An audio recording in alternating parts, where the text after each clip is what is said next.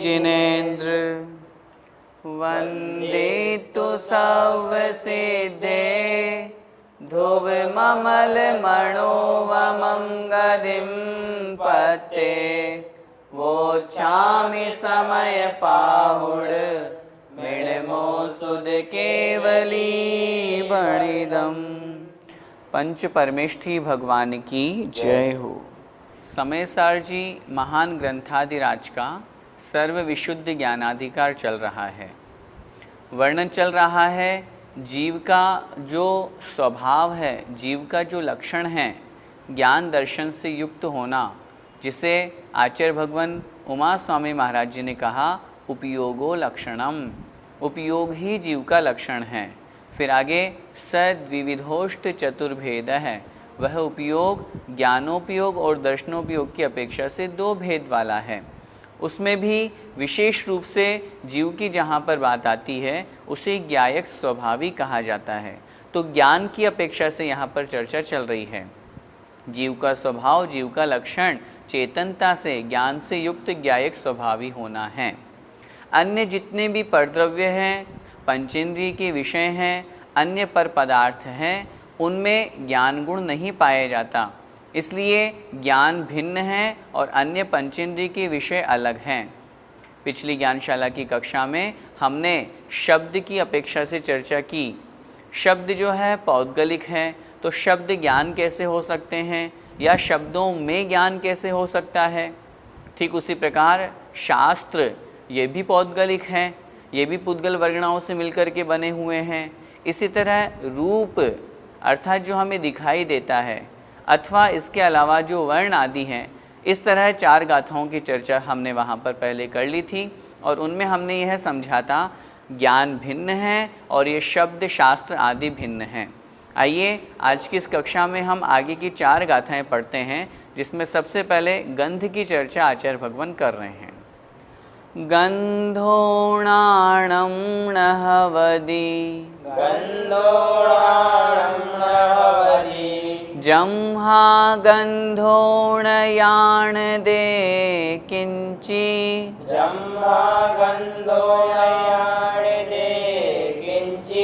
तम्हा अन्नं नाणम् अन्नं गंधं जिणाविन्ति। बोलिए गंधोणाणं नहवदि जम्हा गंधोणयाण दे किंची तम्हा अन्नं नाणम् अन्नं गंधं जिणाविन्ति।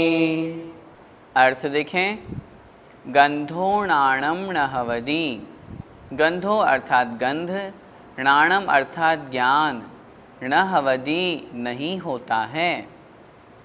गंध ज्ञान नहीं होता है। क्या मतलब?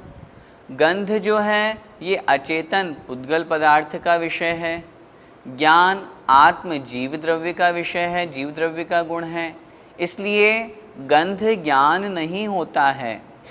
जम्हा क्यों नहीं होता है? जम्हा क्योंकि गंधोणनायदे किंची, गंधो अर्थात गंध, न अर्थात नहीं, याण दे जानता है, किंची अर्थात कुछ भी, क्योंकि गंध कुछ भी नहीं जानता।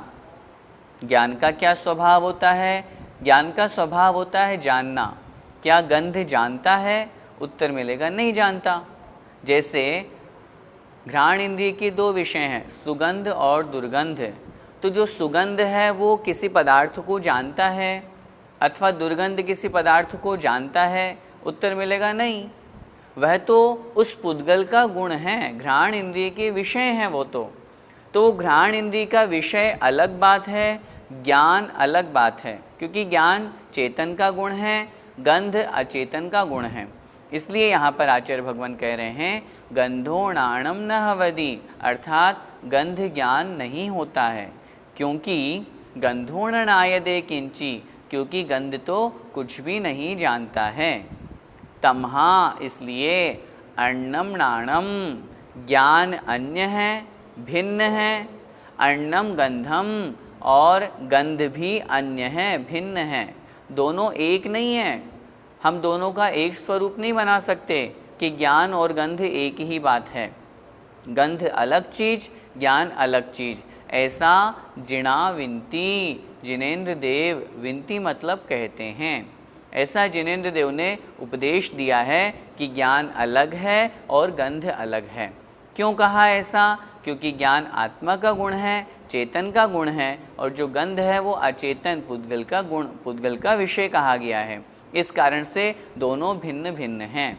गाथा सरल है, पहले भी ऐसी ही हम सारी गाथाएं पढ़ चुके हैं, इसलिए यहाँ इस गाथा से हमें क्या समझना, यहाँ इस गाथा में गंध की चर्चा की है, जो घ्राण इंद्रिय के दो विषय हैं, सुगंध और दुर्गंध।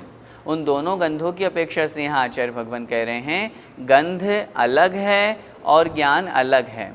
इसलिए क्योंकि गंध किसी भी पदार्थ को नहीं जानता है, जब वो किसी पदार्थ को जानता नहीं है तो फिर वो ज्ञान कैसे हो सकता है। इसलिए गंधोणाणम न हवदि, जो गंध है वह ज्ञान नहीं होता है, और जो ज्ञान है वह गंध रूप नहीं होता है। यही हमें इस गाथा से समझना चाहिए।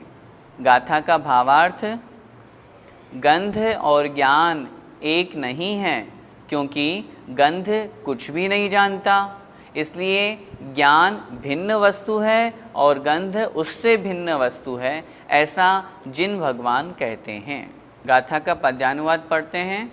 जो जानता न कुछ भी जड़ की निशानी, है गंध ज्ञान नहीं है यह वीरवाणी।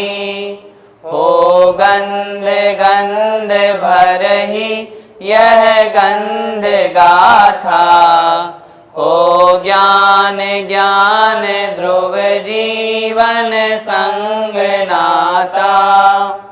पद्यानुवाद में और स्पष्ट हो गया, जो जानता न कुछ भी, जो कुछ भी नहीं जानता है, वह किसकी निशानी है, किसका स्वरूप है? जड़ अर्थात अजीव, अचेतन, पुद्गल आदि का है। गंध ज्ञान नहीं, ज्ञान गंध नहीं है, गंध ज्ञान नहीं है, ऐसा वीरवाणी भगवान महावीर स्वामी की वाणी है।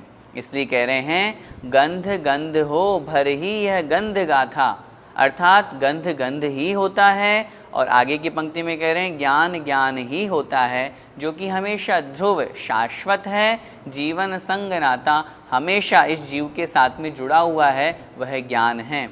इसलिए गंध को अलग और ज्ञान को हमें अलग समझना चाहिए। आगे की इसी गाथा में आगे भी इसी प्रकार रस की बात आचार्य भगवान अगली गाथा में कह रहे हैं।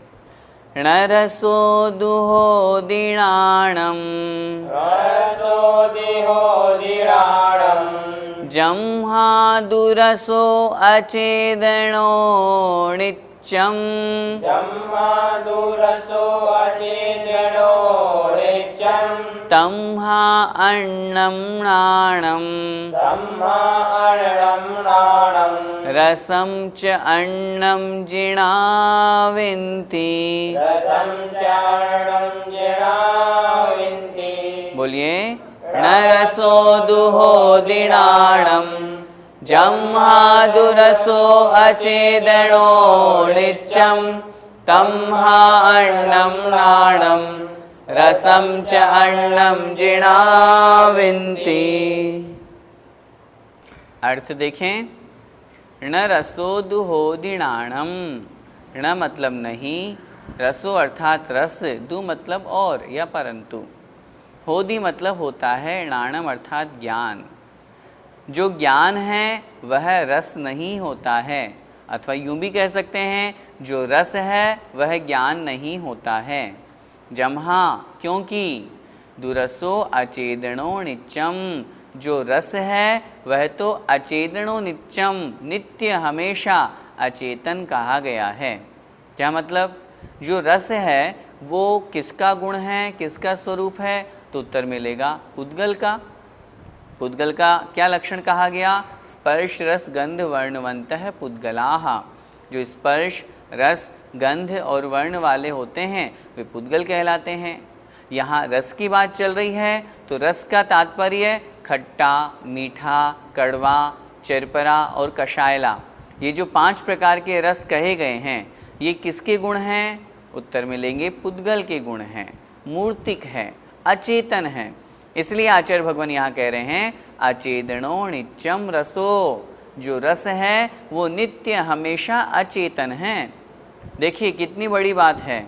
आत्मा का इस कर्म के साथ में अनादिकाल से संबंध बना हुआ है, संश्लेष संबंध बना हुआ है। दूध और पानी जिस प्रकार एकमेक हो जाते हैं उस तरह का संबंध है, एक क्षेत्रावगाह संबंध है।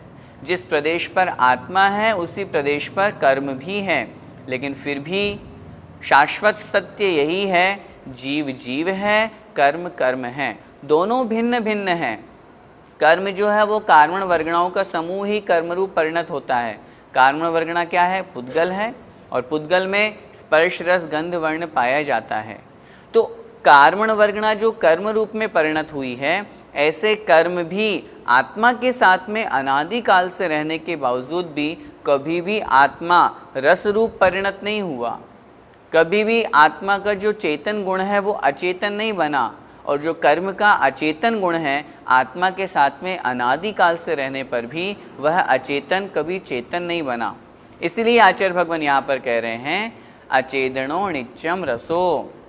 जो रस है वह नित्य अचेतन है, इसलिए जो रस है वो ज्ञान नहीं होता है। तमहा, इसलिए अन्नम नाणम, ज्ञान अन्य है, रसम च अन्नम, और रस अन्य है। हम दोनों को एक कैसे कह सकते हैं?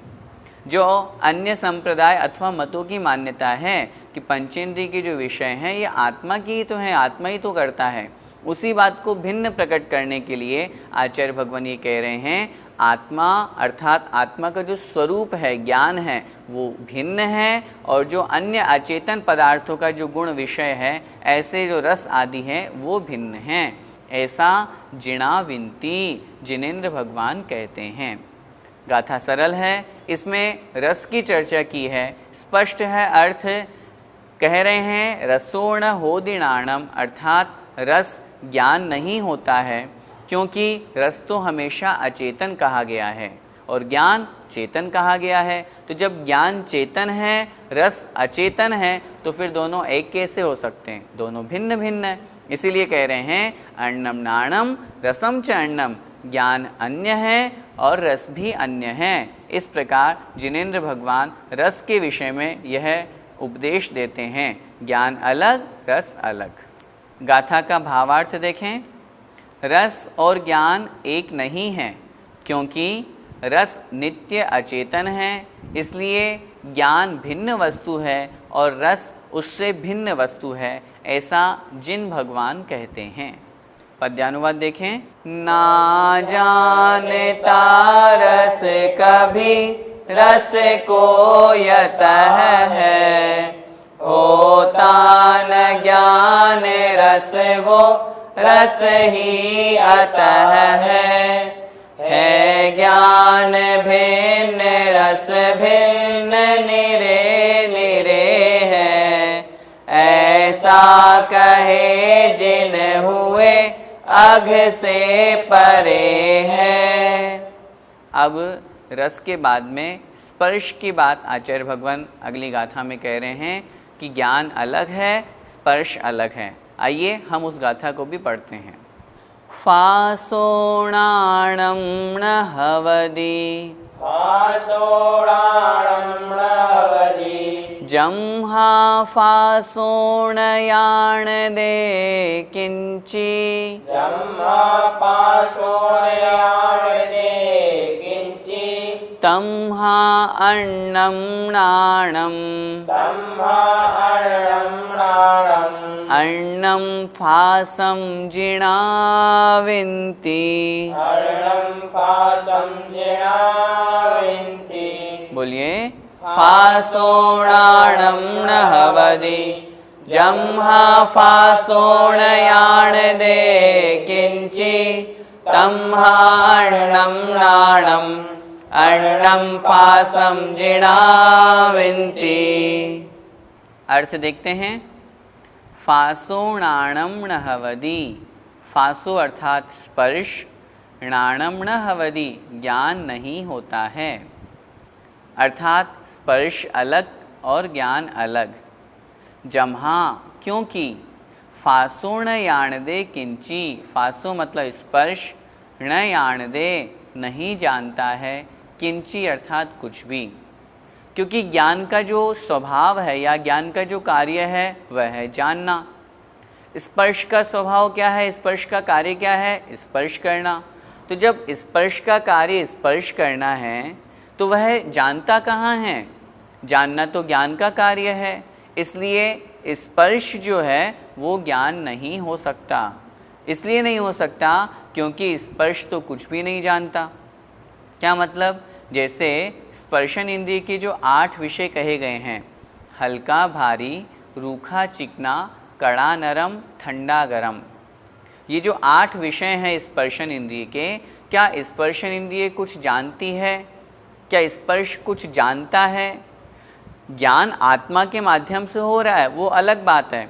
आप कहेंगे हाँ स्पर्शन इंद्रिय के माध्यम से हम स्पर्श तो करते ही हैं, लेकिन स्पर्श इंद्रिय के माध्यम से स्पर्श किया तो जो अनुभव हुआ वो किसको हुआ, वो तो आत्मा को ही हुआ ना। क्या स्पर्श इंद्रिय कुछ जानती है क्या? स्पर्श इंद्रिय का जो विषय है क्या वो कुछ जानता है क्या? उत्तर मिलेगा नहीं। क्यों नहीं जानता? क्योंकि स्पर्शन इंद्रिय तो अचेतन है और ज्ञान है चेतन। आत्मा का जो गुण है, आत्मा का जो स्वभाव है वो ज्ञान है। आत्मा का गुण, आत्मा का स्वभाव स्पर्श नहीं है। जैसा कि पिछली गाथाओं में हमने रस आदि की अपेक्षा से समझा, वैसे यहाँ स्पर्श की अपेक्षा से समझना है कि जो स्पर्श है वह ज्ञान नहीं होता है, क्योंकि स्पर्श किसी को भी नहीं जानता है। तम्हा इसलिए अन्नम नाणम, ज्ञान अन्य है, ज्ञान भिन्न है, और अन्नम फासम, जो स्पर्श है वो भी अन्य है। इसलिए सिद्धांत क्या बना, वास्तविकता क्या बनी कि ज्ञान अन्य है, स्पर्श अन्य है, दोनों एक नहीं है, क्योंकि ज्ञान चेतन है, स्पर्श अचेतन है। ऐसा जिणा विनती, जिनेन्द्र देव, जिनेन्द्र भगवान विनती अर्थात कहते हैं। इसलिए उनके उपदेश को हमें स्वीकार करके और समझ करके, वास्तविकता को जान करके स्पर्श आदि इंद्रियों को भिन्न समझना चाहिए, अचेतन समझना चाहिए, और आत्मा का जो ज्ञायक स्वभाव है, ज्ञाता दृष्टा स्वभाव है, उसे हमें भिन्न समझना चाहिए। हम कहते भी हैं हूँ स्वतंत्र निश्चल निष्काम, ज्ञाता दृष्टा आत्म राम। कैसा है आत्मा का स्वभाव? स्वतंत्र, किसी से परतंत्रता को प्राप्त नहीं है। निश्चय की अपेक्षा से कथन कर रहे हैं तो निश्चय की अपेक्षा से वो कर्मों से भी नहीं बंधा हुआ। स्वतंत्र, निश्चल, किसी भी प्रकार से चलायमान नहीं है, निष्काम, सभी प्रकार की इच्छाओं से वासनाओं से रहित है। स्वभाव क्या है? ज्ञाता दृष्टा आत्म राम, जानना देखना। निश्चय की अपेक्षा से यह कथन किया गया है, और इसीलिए यहाँ पर भी निश्चय की अपेक्षा से ही कथन चल रहा है कि जो आत्मा का स्वभाव है वह ज्ञान है, चेतन का स्वभाव ज्ञान है, और अन्य जितने भी स्पर्शन इंद्रिय आदि विषय हैं ये सब अचेतन के कहे गए हैं। गाथा का भावार्थ देखें। स्पर्श और ज्ञान एक नहीं है, क्योंकि स्पर्श कुछ भी नहीं जानता, इसलिए ज्ञान भिन्न वस्तु है और स्पर्श उससे भिन्न वस्तु है, ऐसा जिन भगवान कहते हैं। पद्यानुवाद देखें। वो स्पर्श ज्ञान है नहीं, कहते यमी है जानता स्वपर को न यही कमी है। हो स्पर्श स्पर्श भर हो जड़ मात्र न्यारा, हो ज्ञान ज्ञान गुण चेतन पात्र प्यारा। इस पद्यानुवाद में एक शब्द आया है यमी। यमी का मतलब जो यम को धारण करने वाले हैं, अर्थात आजीवन व्रतों को अंगीकार करने वाले हैं, ऐसे मुनि महाराज गणधर परमेष्ठी आचार्य भगवान ऐसा कहते हैं, स्पर्श ज्ञान नहीं है। इस प्रकार से ये कथन हुआ। अब अगली गाथा हम पढ़ते हैं जिसमें आचार्य भगवान कह रहे हैं कर्म ज्ञान नहीं है, कर्म भिन्न है और ज्ञान भिन्न है। देखें। कम्मं नाणं न हवदि कम्मं नाणं न हवदि जम्हा कम्मं न याणदे किंचि जम्मा कम्मं न याणदे किंचि तम्हा अन्नं नाणं तम्मा अर्णं नाणं अन्नं कम्मं जिणाविन्ति। अर्णं कम्मं जिणाविन्ति। बोलिए, कम्मं नाणं न हवदि जम्हा कम्मं न याणदे किंचि तम्हा अन्नं नाणं अन्नं कम्मं जिणाविन्ति। अर्थ देखते हैं। कम्मं नाणं न हवदि, कम्मम अर्थात कर्म, नाणं न हवदि ज्ञान नहीं होता है। कर्म ज्ञान नहीं होता है, बहुत स्पष्ट है। क्यों नहीं होता? जम्हा, क्योंकि कम्मम न याणदे किंची, कम्मम अर्थात कर्म, न मतलब नहीं, याणदे जानता, किंची मतलब कुछ भी। कर्म ज्ञान नहीं होता है। क्यों नहीं होता? क्योंकि कर्म कुछ भी नहीं जानता है।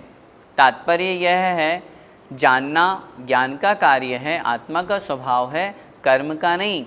इसलिए कर्म जब कुछ जानता ही नहीं है तो कर्म ज्ञान कैसे हो सकता है? और जब कर्म ज्ञान नहीं हो सकता तो फिर कर्म चेतन कैसे हो सकता है? क्योंकि जानना चेतन का स्वभाव है और कर्म तो अचेतन है, कर्म तो पुद्गल है। कर्म के जो 8 भेद आचार्यों ने किए हैं, मुख्य रूप से 3 भेद किए, द्रव्य कर्म, भाव कर्म और नौ कर्म। यहाँ जो विशेष रूप से चर्चा है वह ज्ञानावरणादि 8 कर्मों की अपेक्षा से है। ज्ञानावरण, दर्शनावरण, मोहनीय, वेदनीय, आयु, नाम, गोत्र और अंतराय, ये जो 8 प्रकार के कर्म कहे गए हैं, हम अगर थोड़ा सा विचार करें, क्या अंतराय कर्म कुछ जानता है? क्या वेदनीय कर्म कुछ जानता है? उत्तर मिलेगा नहीं। क्यों नहीं जानता? क्योंकि वो तो कर्म है। कर्म क्या है? कार्बन वर्गणाओं का समूह जो कर्म रूप परिणत हुआ है। कार्बन वर्गणा क्या है? पुद्गल। पुद्गल के 23 प्रकार की जो वर्गणाएं होती हैं उनमें कार्बन वर्गणा है। तो पुद्गल का स्वभाव चेतन थोड़ी ना है। ज्ञान जो है वो चेतन आत्मा का स्वभाव है, पुद्गल का स्वभाव चेतन जानना नहीं है। इसी कारण से कर्म नहीं जानते हैं। इसलिए आचार्य भगवान कह रहे हैं तम्हा, इसलिए अन्नम नाणम अन्नम कम्मम, कर्म अन्य है, ज्ञान अन्य है। कर्म अलग है, ज्ञान अलग है, ऐसा जिणाविन्ति जिनेन्द्र भगवान कहते हैं। गाथा सरल है। यहाँ पर स्पष्ट आचार्य भगवान कह रहे हैं जो कर्म है वह ज्ञान नहीं है, क्योंकि कर्म कुछ भी नहीं जानता है। इसलिए ऐसा जिनेन्द्र भगवान कहते हैं कि कर्म अलग है और ज्ञान अलग है। कर्म और ज्ञान एक नहीं है, क्योंकि कर्म कुछ भी नहीं जानता, इसलिए ज्ञान भिन्न वस्तु है और कर्म उससे भिन्न वस्तु है, ऐसा जिन भगवान कहते हैं। पंडित जी, यहाँ ज्ञान और पंचेंद्रिय को भिन्न बताने में आचार्य क्या बताना चाहते हैं? पंचेंद्रिय कहो या फिर कर्म कहो या अन्य जितने भी पर पदार्थ हैं, ये सब ज्ञान से भिन्न हैं। ये बता करके आचार्य भगवान यहाँ पर ये सिद्ध करना चाहते हैं कि जो चेतन आत्मा है उसका स्वभाव ज्ञायक स्वभाव है। टंकोत्कीर्ण आत्म स्वरूप में लीन वह आत्मा ज्ञाता दृष्टा है। यह जो आत्मा का स्वरूप है जानना, ज्ञान जो आत्मा का स्वभाव है, यह अव्याप्ति, अतिव्याप्ति और असंभवी दोष से रहित होता है।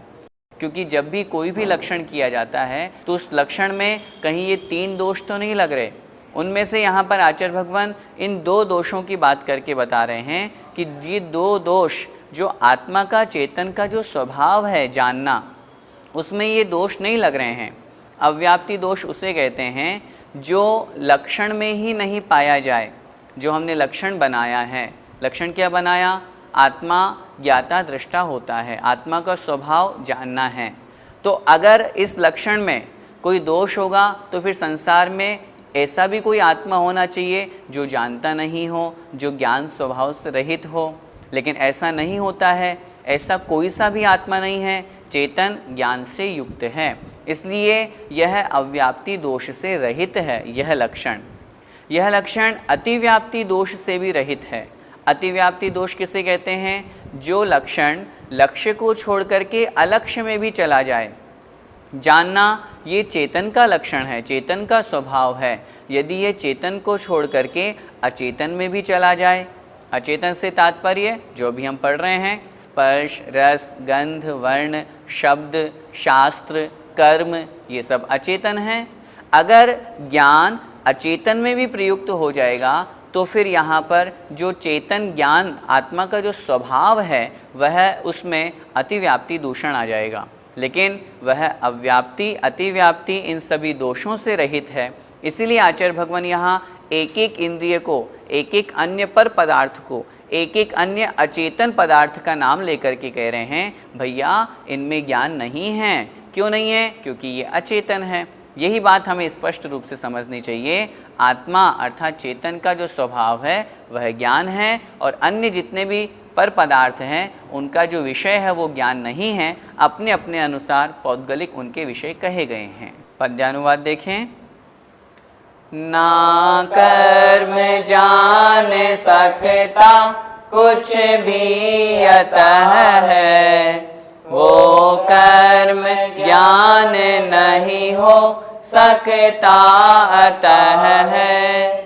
कर्म कर्म पर पुद्गल धर्म वाला, है ज्ञान ज्ञान शुचि चेतन धर्मशाला।